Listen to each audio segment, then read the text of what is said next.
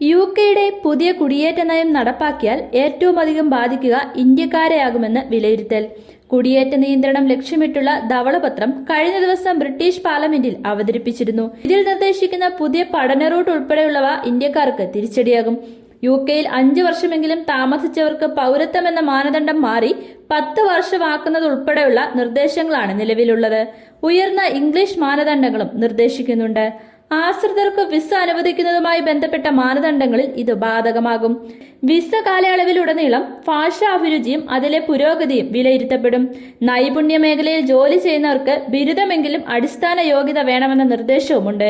കേരളത്തിൽ നിന്നുൾപ്പെടെയുള്ള വിദ്യാർത്ഥികളെ പഠനത്തിനായി യുകെയിലേക്ക് ആകർഷിക്കുന്ന പ്രധാന കാര്യങ്ങളിലൊന്ന് നിലവിലെ ഗ്രാജുവേറ്റ് റൂട്ട് വിസ മാനദണ്ഡങ്ങളാണ്. പഠനം പൂർത്തിയാക്കിയാലും 2 വർഷം യുകെയിൽ തുടരാനും ജോലി തേടാനും ഇതിലൂടെ സാധിക്കും. എന്നാൽ 2 വർഷം എന്നത് 18 മാസമായി കുറയ്ക്കണമെന്ന നിർദ്ദേശവുമുണ്ട്.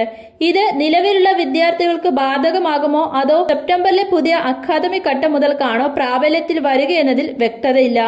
പഠനം പൂർത്തിയാക്കുന്ന പലരും ജോലി കണ്ടെത്താൻ പ്രയാസപ്പെടുന്ന സാഹചര്യം നിലവിലുണ്ട്.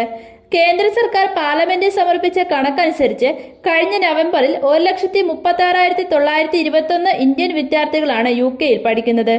2022-2023 അക്കാദമിക് വർഷത്തിൽ ഇത് 1,73,190 ആയിരുന്നു.